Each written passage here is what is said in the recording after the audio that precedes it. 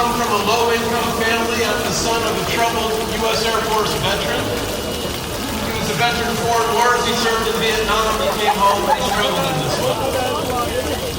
But because of the Department of Education and because of Pell Grants and federally subsidized student loans, I was able to go to college, and I was able to get a degree in biochemistry.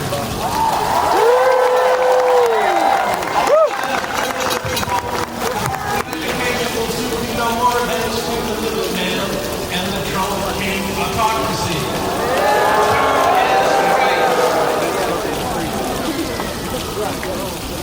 About 20 years ago, I moved to Worcester, having finished my degree in biochemistry. I got a PhD in biochemistry. I did postdoctoral research.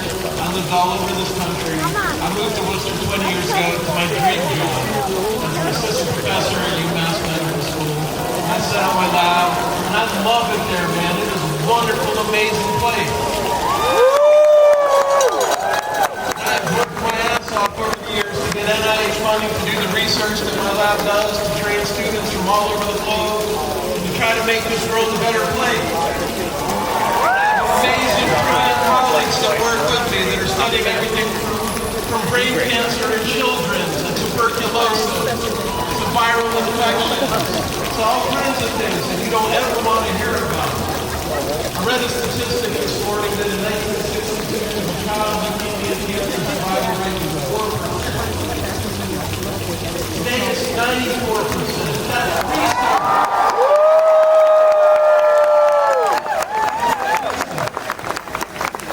We've known for months now that science and scientists are under direct attack by this administration. I won't belabor all of the details.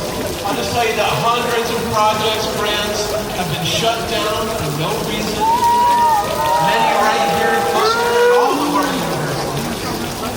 And we all know what's happening to Harvard just to the east of us, and it's atrocious. Clinical trials are getting shut down. Labs are getting closed. You know, right here at Worcester, we've lost about 8 research grants on my campus. The UMass Medical School is down about $30 million from where we expected to be. This bill contains huge cuts to the NIH, huge cuts to the NSF, huge cuts to NASA and NOAA. And if it's passed, students, postdocs, faculty, you're going to lose their job. And some of our universities aren't going to survive. It's just not going to happen. We've got to start looking around the city and deciding which university we'd like to keep and which we'd like to get rid of. I'm not okay with that, and neither should you. And now Trump administration officials get to decide what's scientific misconduct and what's fraud. Are you okay with that? Because I sure as hell am. If they don't like my data, are they going to throw me in jail? I sure as hell hope not. This is all designed to try to make the science, the research match their policies, rather than using the science and the research to drive their policies. And that's not okay. 100% not okay. And what really kills me about this is RFK.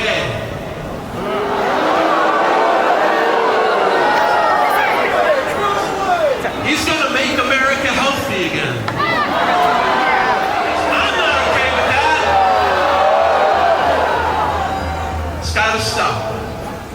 It's got to stop. Our foreign scholars are amazing.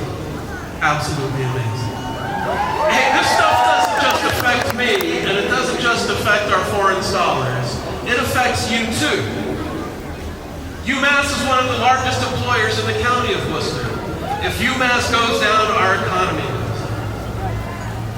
The medications that you take, the new treatments that you are relying on, the hope that gives you the experiments, the research, the clinical trials that give you hope for the future if you're dealing with something awful.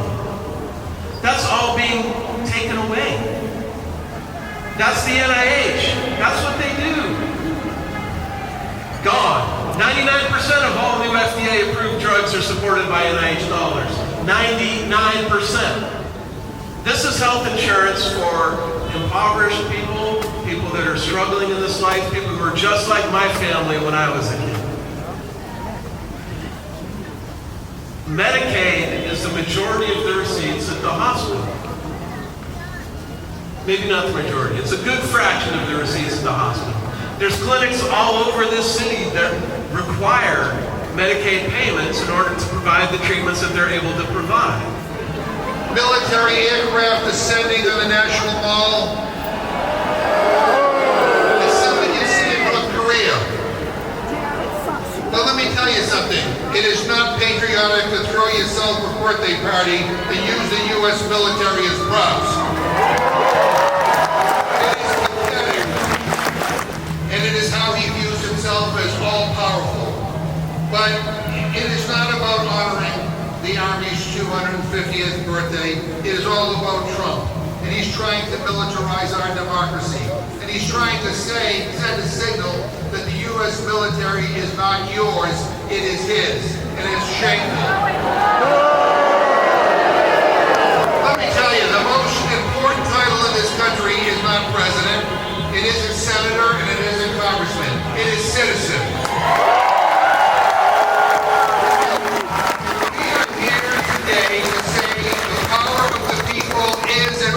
Will be stronger than the people in power. When we stay united, we can defeat authoritarianism. Now, the other day, one of my colleagues in the Senate, Senator Padilla of California, was violently removed from a press conference and handcuffed because he tried to ask the question of the Secretary of Homeland Security.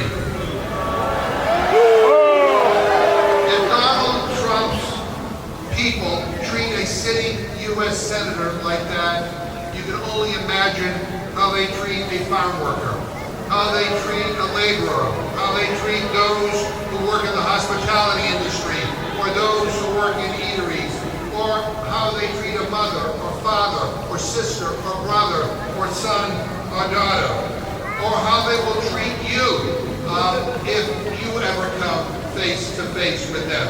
It is shameful and it is un-American. They get money for NPR and PBS. But get this, and this tells you all you need to know about who they are and what they value. They repealed the tax on gun silencers, which will cost $1.5 billion.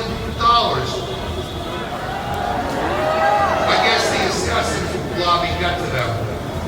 Deploying the National Guard and active duty Marines against the wishes and desires of the city governor is extreme and dangerous. It is what they do in China. It is what they do in Russia. It is not what we're supposed to do in the United States of America. And let me tell you, the overwhelming number of migrants are not only peaceful, but they are essential.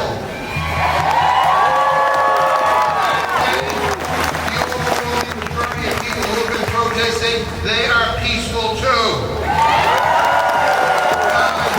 What Trump is doing is actually about national security or protecting the safety of Americans. Trump is deliberately escalating tensions so that he can take us into full-blown autocracy. Trump and his lackeys have already disregarded due process for countless people in this country, legal status or not. Look what he's done to Ramisa Oster and Mohammed Khalid. Look, I went and visited both of them in their detention centers in Louisiana. And they have been charged with nothing. They have committed no crime. They were incarcerated because Donald Trump doesn't like what they believe.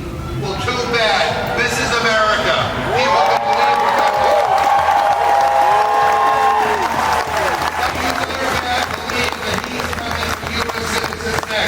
He is setting a precedent to use the United States military against United States citizens.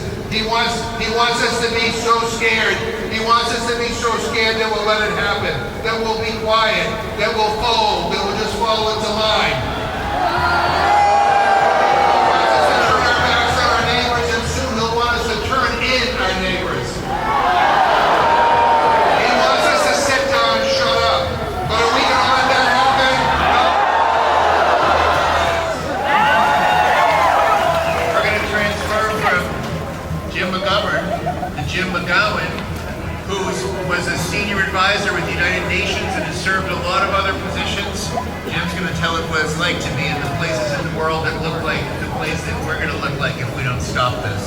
on up here. We're mad as hell, we're not gonna take it anymore. We've seen them arrest the mayor of Newark.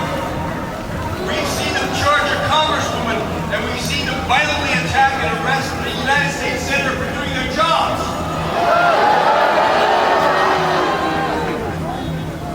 The Declaration of Independence was first read to the people of New England from this very spot in 1776. It's history. And today, we're here to say that our parents handed a democracy to us, and we are not going to hand a dictatorship to our children.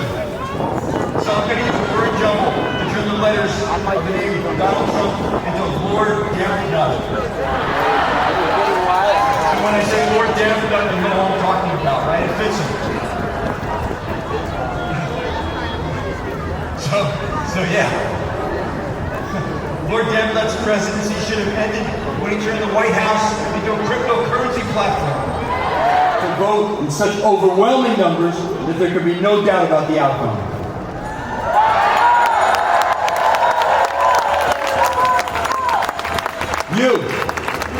You will make a choice whether to live as free people under the rule of law in a democracy or as slaves under the whims of a dictator.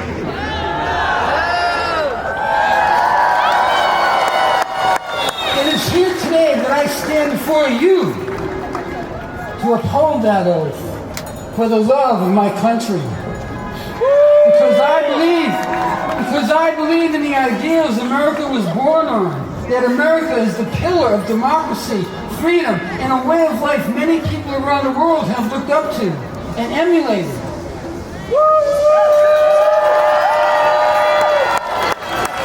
Until now. Like all of you, I'm devastated, horrified, and angered at the destruction we are seeing by Donald Trump, a would-be dictator and king, attacking our rights, freedoms, healthcare, government institutions, and prestigious universities. Nearly everything people have worked hard and fought for to make America better for all Americans. Our military professionals volunteer to protect our nation, all too often, giving the ultimate sacrifice. We put boots on the ground against American people protesting. One must ask, the women's rights movement, workers' rights movement, gay rights movement, and the civil rights movement. We the people have moved mountains. Have moved mountains. We the people make America great in all its diversity. That is our strength. Not some two-bit racist authoritarian president who wants to turn back the hands of progress 100 years. Together we have the power, and in that there can be no kings, no dictators, no tyrants.